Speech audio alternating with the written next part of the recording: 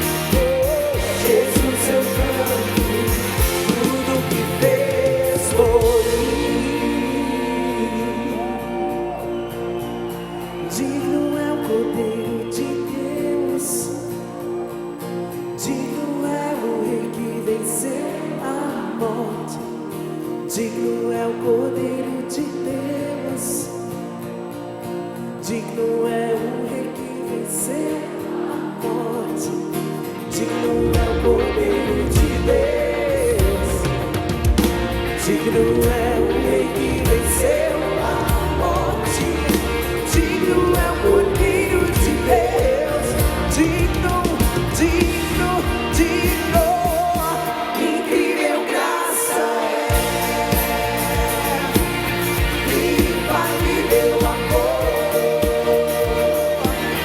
Como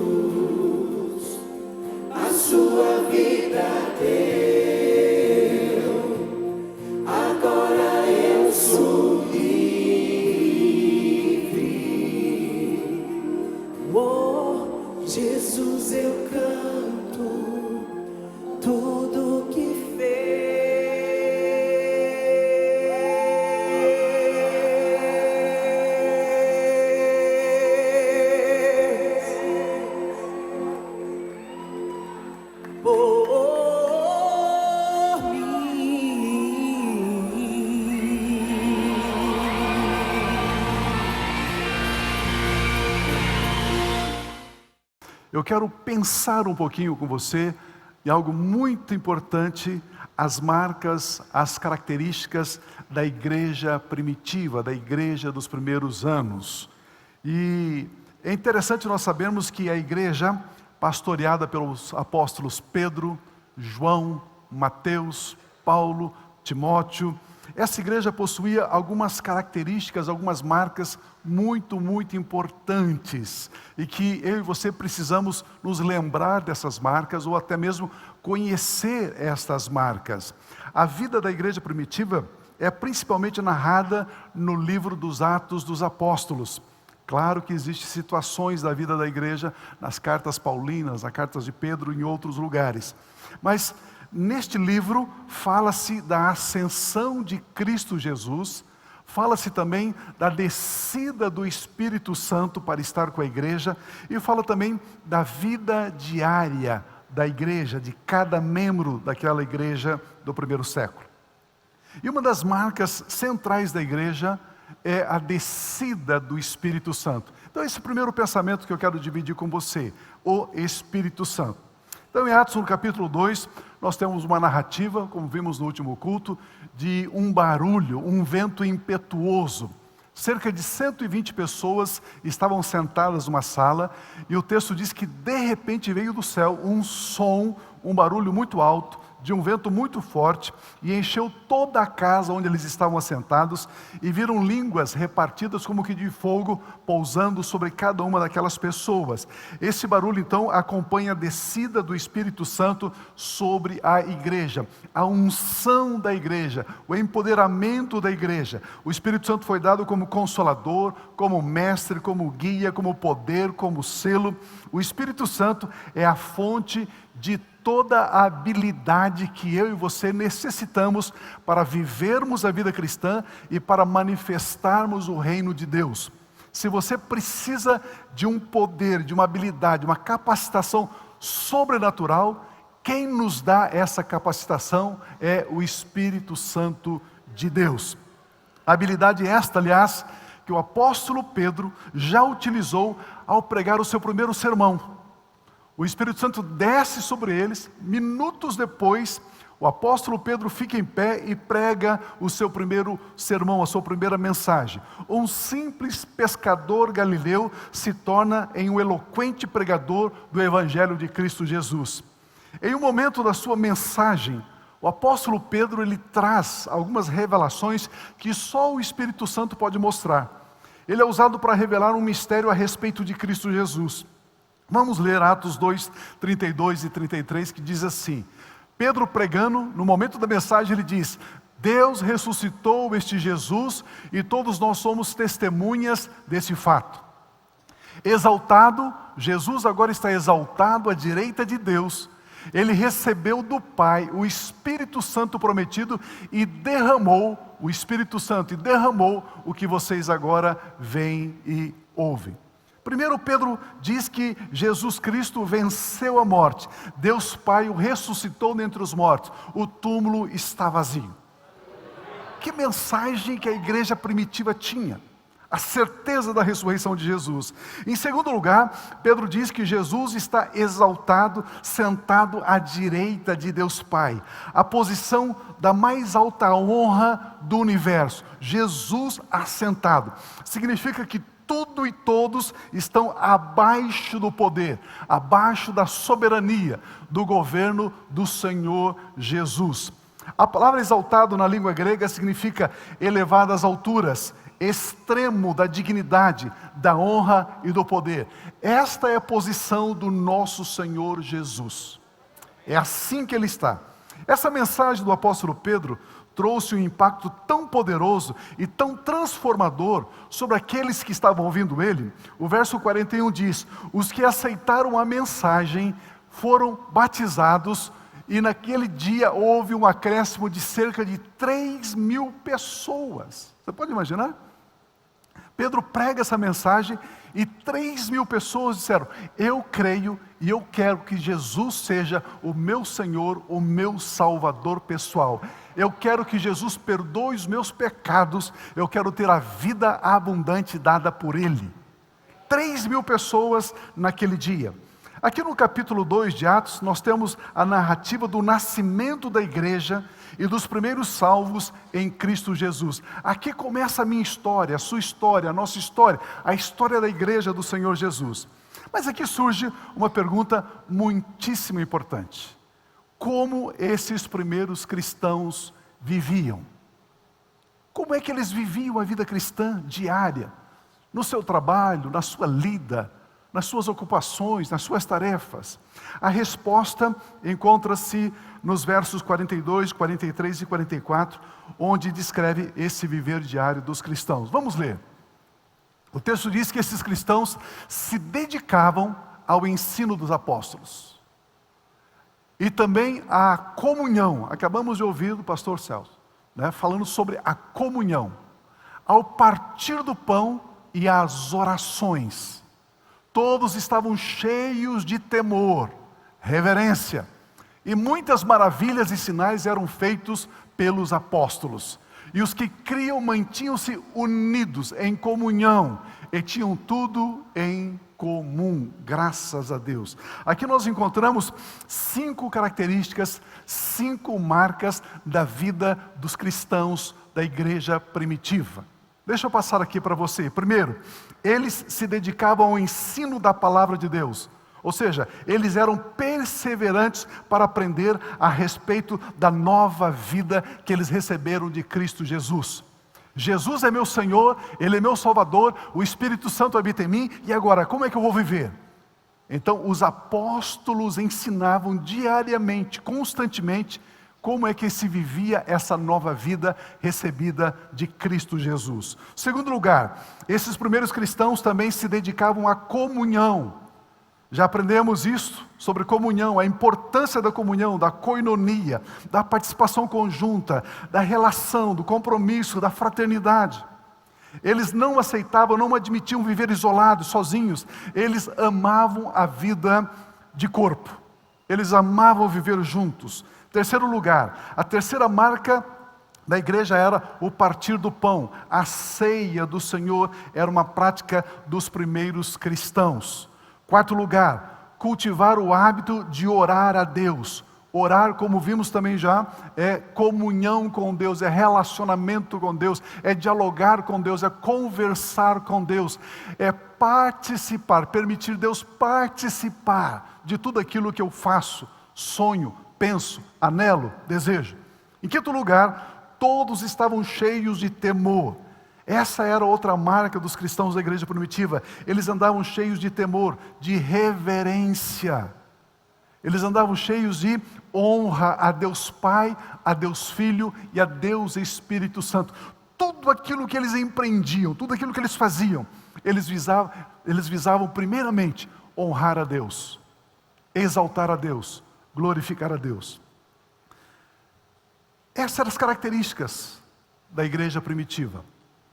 Quando nós falamos sobre partir do pão, então nós estamos falando sobre a ceia do Senhor. E eu quero agora, antes de participarmos da ceia, então, falar um pouquinho com você sobre a ceia do Senhor. Esse é meu segundo pensamento.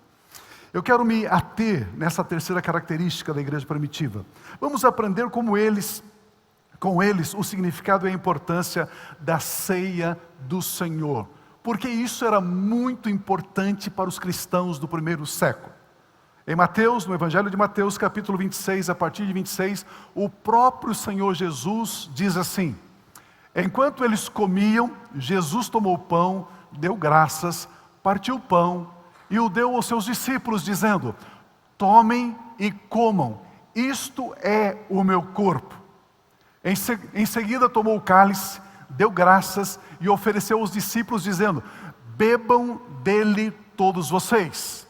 Isto é o meu sangue, o sangue da aliança. Uma outra versão diz o sangue da nova aliança, que é derramado em favor de muitos para perdão de pecados. Eu lhes digo que, de agora em diante, eu não beberei deste fruto da videira até aquele dia em que beberei o vinho novo com vocês no reino de meu Pai. Aleluia. Queridos, nós sabemos que depois desse momento, depois dessa ceia, Jesus Cristo seria preso e depois crucificado. e depois sepultado. No terceiro dia, Jesus Cristo ressuscitaria dentre os mortos. Ele ficaria 40 dias aqui na terra com o seu corpo glorificado. E depois de 40 dias, então ele foi elevado, ele foi assunto aos céus, naquele lugar que Pedro diz, exaltado à direita do Pai. E depois de 10 dias que ele estava à direita do Pai, o Espírito Santo foi derramado na igreja, no corpo de Cristo, nos membros do corpo de Cristo. Portanto, era essa a última mensagem instrutiva de Jesus. Era a última instrução que ele estava dando na igreja. Jesus Cristo disse: isto é o meu sangue da nova aliança. Ele diz: bebei dele. O verbo beber aqui, o verbo beber, no grego, ele está numa estrutura gramatical que nós, em português, não temos essa gramática. O grego é uma língua muito rica, muito sofisticada, extremamente elaborada. A língua portuguesa é muito simples perto do grego. Na gramática grega, beber aqui está na voz ativa. Voz ativa representa o sujeito como agente ou executor da ação. Por exemplo, na sentença, o rapaz chutou a bola. O rapaz, ele executa a ação. Quando Jesus diz, bebei dele, ele está dizendo o seguinte: o cristão executa a ação. O cristão deve participar da ceia. Deixa de ser uma opção, uma escolha. É uma instrução. Instrução não se questiona. Instrução aplica-se, faz-se. É isso que Jesus está dizendo. Ele diz, bebei deles. Seja você o executor da ação. Faça isso. Quem instituiu a ceia foi o Senhor Jesus Cristo. E por que Ele instituiu? Porque a ceia é o sinal da nova aliança.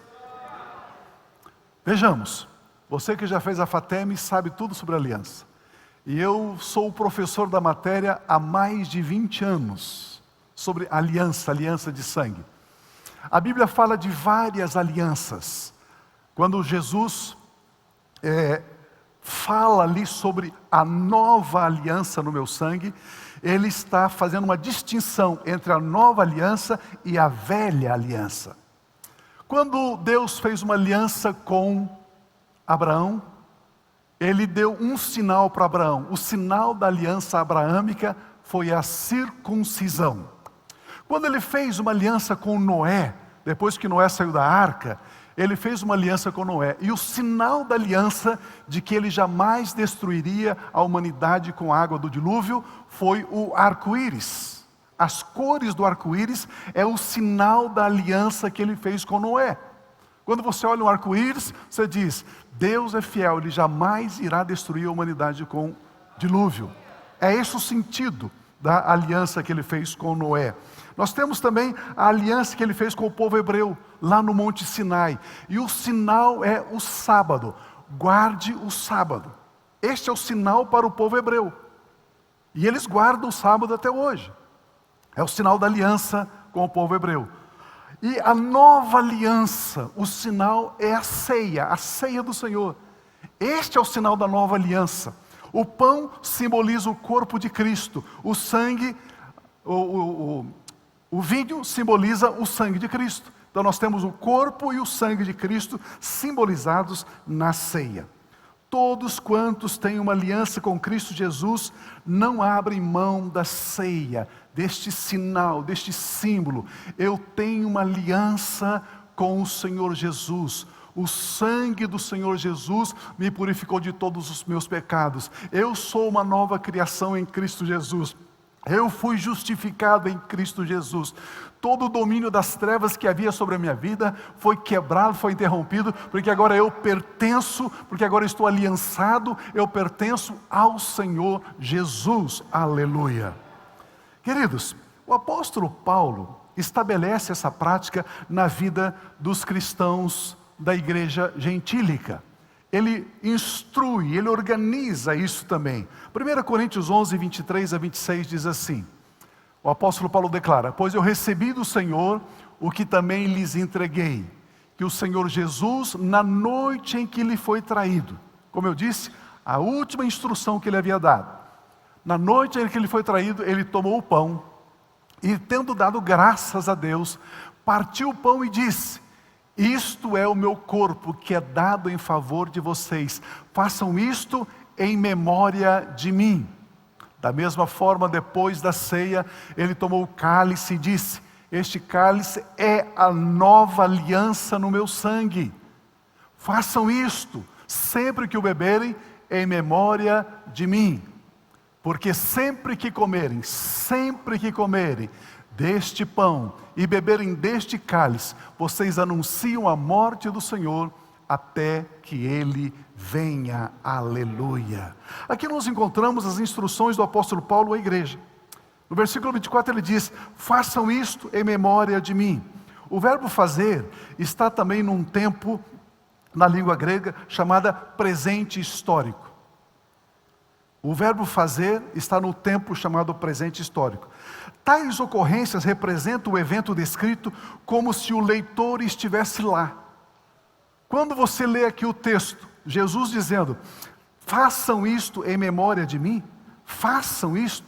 O verbo fazer aqui está num tempo verbal da língua grega chamada tempo histórico, que significa: você está lendo a história, então representa aqui o evento descrito como se você estivesse lá. Isso significa que quando Jesus disse: façam isto em memória de mim, façam isso. Quando Jesus disse, Jesus ali na mesa, ele estava com os 12 discípulos, mas Jesus estava vendo você. Ele estava nos vendo ali. É esse o tempo verbal da língua grega. Façam isso em memória de mim. Ele falou isso vendo cada um de nós presentes nesta ceia. A expressão em memória de mim vem da palavra grega anamnesis. Anamnesis é uma palavra formada de duas palavras gregas, ana e minesis. Ana significa repetição. Minesis significa capacidade do homem de reproduzir, de fazer de novo. Anamnese, repetir, reproduzir para lembrar, para recordar. Façam isto em memória de mim. Aqui é o único lugar onde Jesus Cristo pede para não nos esquecermos dele. Aqui é o único lugar, amados, onde Jesus Cristo diz: façam isto em memória de mim, participem da ceia. Ao pegar o pão, ao pegar o cálice, lembre-se de mim, do meu corpo, do meu sangue que foi vertido. Lembre-se do meu amor vertido, do meu amor derramado a seu favor. Não duvide do meu amor, eu tenho uma aliança com você. É isso que Jesus está dizendo aqui. O versículo 26 diz assim: porque sempre que comerem deste pão, sempre que comerem deste pão e beberem deste cálice, vocês anunciam, vocês são arautos, proclamadores da morte do Senhor até que Ele venha. Queridos, e aqui tem uma conotação espiritual. Essencialmente espiritual essa conotação.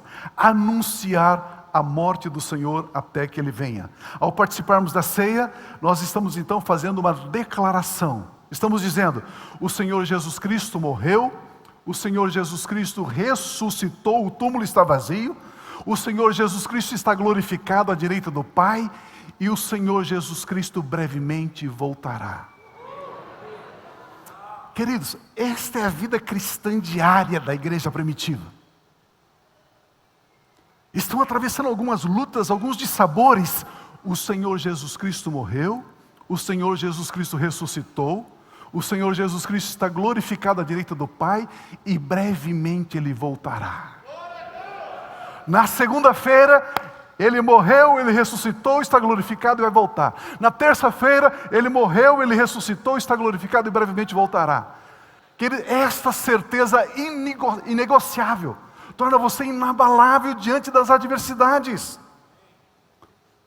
Mas por que é tão importante participar da ceia, se até agora eu não consegui convencer você, então que o Espírito Santo convença você agora. Por que eu devo participar da ceia? Nós temos a resposta a essa pergunta nos versos 29 e 30, onde diz: pois quem come e bebe sem discernir o corpo de Cristo. Participar da ceia significa discernir o corpo de Cristo. Mas é possível, Pio, eu participar e não discernir o corpo? É. E quando eu participo da ceia, como do pão e bebo do cálice, sem discernir o corpo de Cristo, existe alguma consequência? Sim. Quais as consequências?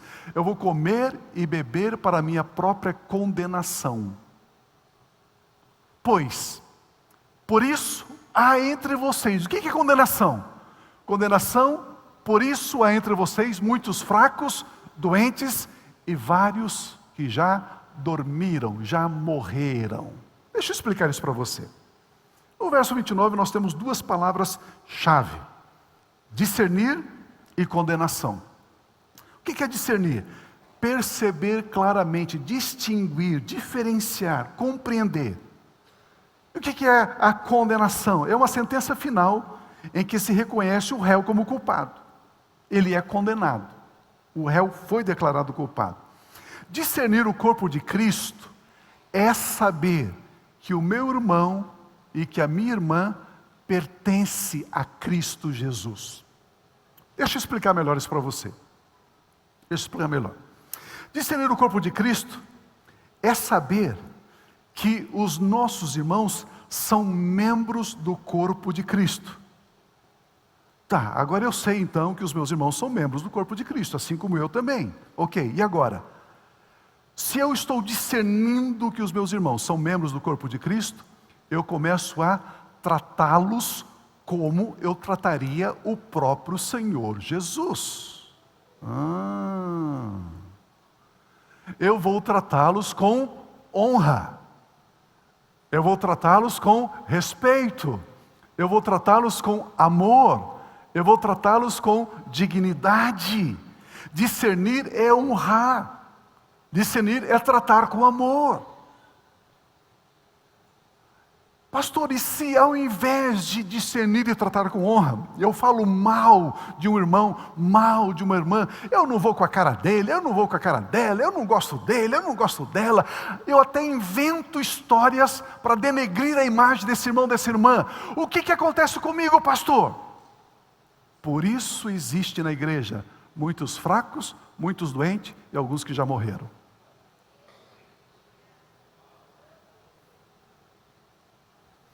Olha a importância da ceia, amados.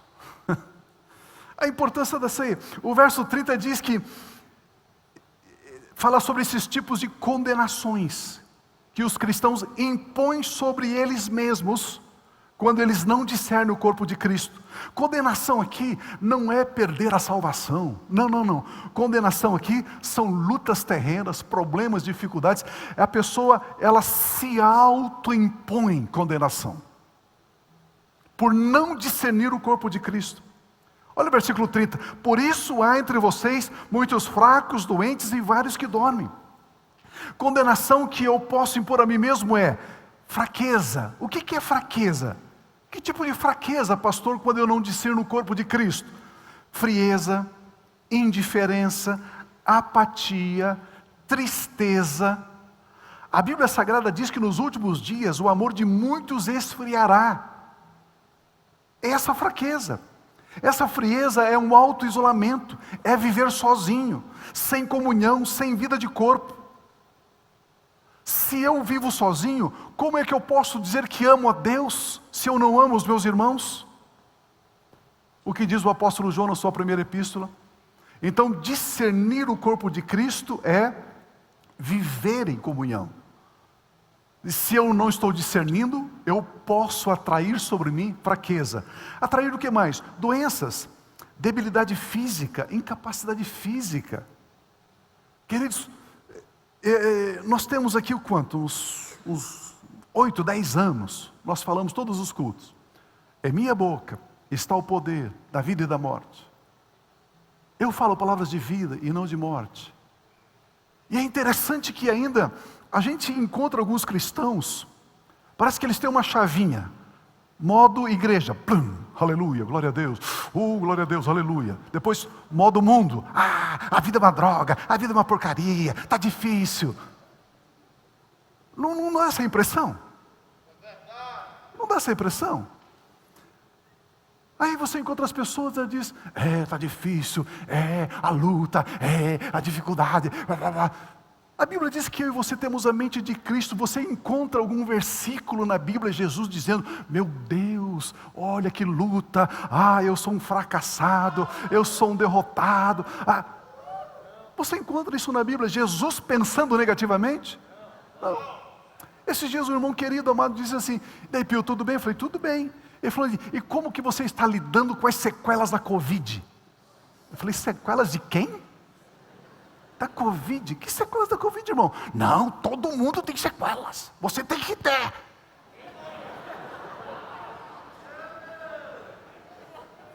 Eu falei, do que você está falando? Você é crente?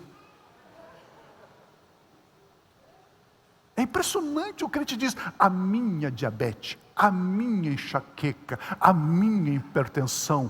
Parece que faz um trono dentro dele e coloca a doença no trono. Se apropria. Se alguns cristãos se apropriassem da vitória, assim como ele se apropria da derrota, imagina como seria a igreja. Não é assim? Doenças. Aí por não discernirmos o corpo, o texto diz, alguns dormem, morrem. Aqui está a razão central do porquê devemos participar da ceia. Se você participa da ceia, e se você discerne o corpo de Cristo, exatamente ao contrário. Ao invés de fraqueza, você vai ter força. Ao invés de fraqueza, você vai ter ânimo. A Bíblia diz que Deus não nos deu um espírito de medo. Ao invés de ter medo, você tem ousadia, coragem, vigor, vigor. Ao invés de doença, você tem a saúde divina. Você tem a intrepidez de Deus no seu físico, no seu corpo. Ao invés de morrer, você tem longos dias de vida. Quando nós participamos da ceia, que é a vida diária da igreja, e você discerne, este irmão, essa irmã, são membros do corpo de Cristo, são pessoas amadas, eu estou honrando esse irmão, honrando essa irmã, eu estou orando a Deus, abençoando, profetizando na vida dele e dela. Quando você distingue, ao invés de fraqueza, você tem ânimo, você tem força, você tem intrepidez. Aleluia.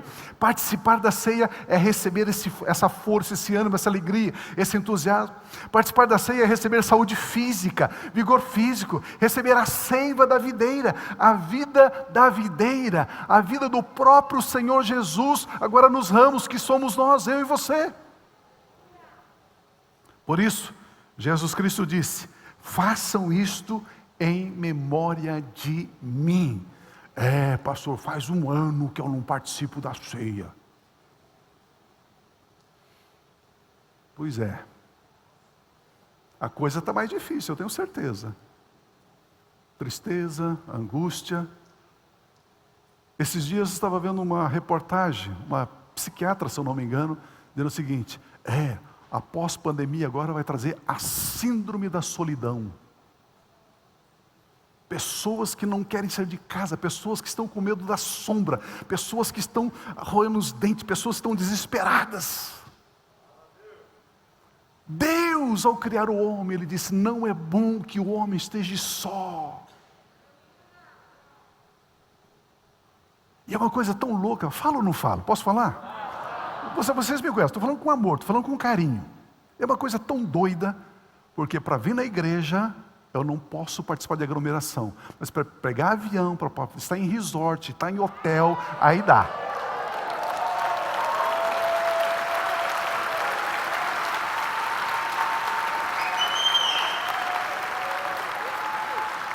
Não é assim?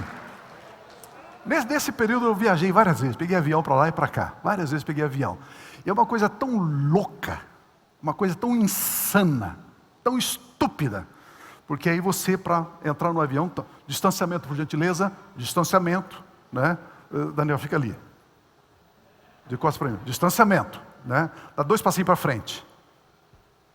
Parece os robozinhos da fila, né? Tá, distanciamento. Tá bom. Senta aqui, Daniel. Aí nós entramos no avião.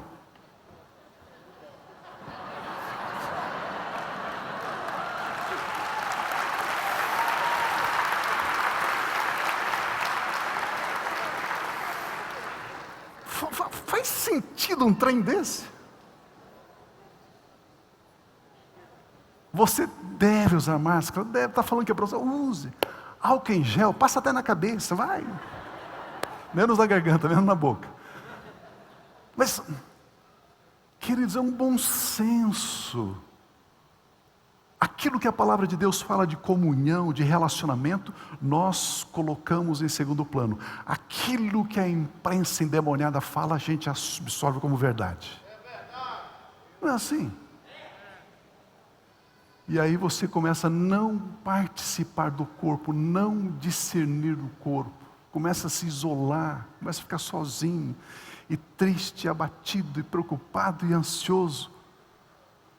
Nós somos membros do corpo de Cristo. Nós somos os ramos enxertados na videira. Pastor, eu tenho lá um diagnóstico de um mal físico, então fique isolado. O médico orientou você? Orientou. Então acate a instrução do profissional de saúde. Faça isso. Porque a Bíblia diz que aquilo que eu e você fazemos, que não seja pela fé, é pecado. Então, se você tem uma instrução do seu médico, e o médico diz, faça assim, faça o que ele está instruindo. Pastor, eu devo tomar vacina? Eu não sou médico, meu irmão, pergunta para o teu médico. Pastor, o senhor tomou? Eu tomei as duas.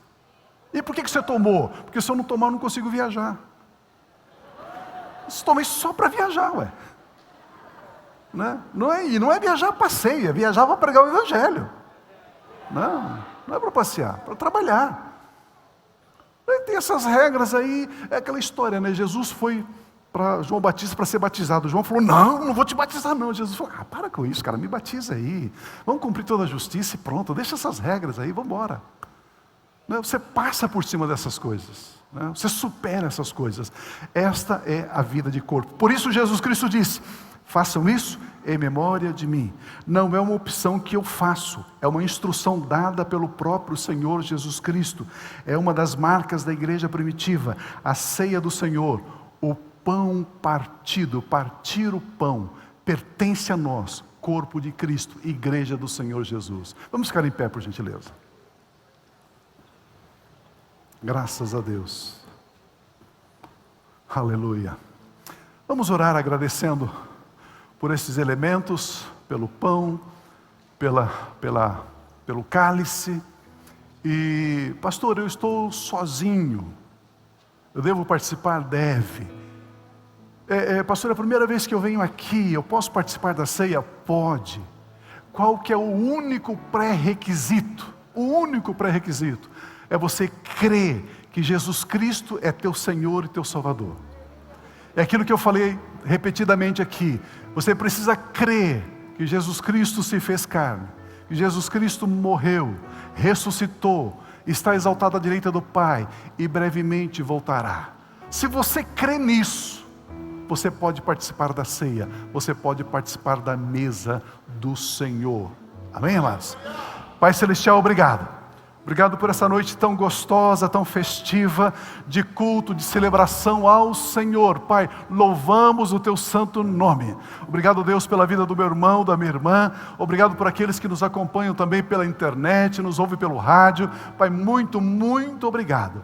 Nós queremos participar da ceia do Senhor, da mesa do Senhor, Pai, mas agora nós estamos entendendo, sabendo desses princípios, e por isso nós declaramos o nosso amor aos nossos irmãos, nós discernimos, reconhecemos que cada um é membro do corpo de Cristo. Por isso, Pai, nós não admitimos nenhuma fraqueza, nós não admitimos nenhuma doença, nós não admitimos, Pai, nenhuma ingerência, nenhuma interferência das trevas nas nossas vidas, em o nome do Senhor Jesus. Pai, nós declaramos, Satanás, solte agora. Satanás, solte agora. Solte essa mente, solte essas emoções, solte essa vida, pegue tudo aquilo que é seu e vá embora agora em nome de Jesus. declaramos, Pai, que como igreja, nós estamos lavados no sangue do Teu Filho amado, Jesus Cristo, e vivemos uma vida abundante, uma vida feliz, uma vida que vale a pena ser vivida, porque a vida diária da igreja é no poder do Espírito Santo, é na comunhão do Espírito Santo, é uma vida que manifesta a sua glória, que manifesta o seu reino, porque a Tua palavra diz: eu sou do meu amado, e o meu amado é meu, e sobre as nossas vidas reside a sua vida, o seu amor, as consolações do Teu Espírito, Pai. Por isso nós declaramos este último trimestre, Senhor, um trimestre de abundância. Declaramos outubro, novembro e dezembro, Senhor, grandes realizações, grandes avanços. Declaramos, Pai, uma nova motivação, uma nova energia, um novo ânimo em cada vida, em cada coração, em nome de Jesus. Pai, nós vamos conquistar abundantemente, Pai, no nome de Jesus. Sabemos que esta é a sua vontade, este é o seu querer, esta bênção nos pertence, esta habilidade nos pertence, Pai. Por isso nós recebemos com gratidão, em nome de Cristo Jesus. Amém, amém, amém.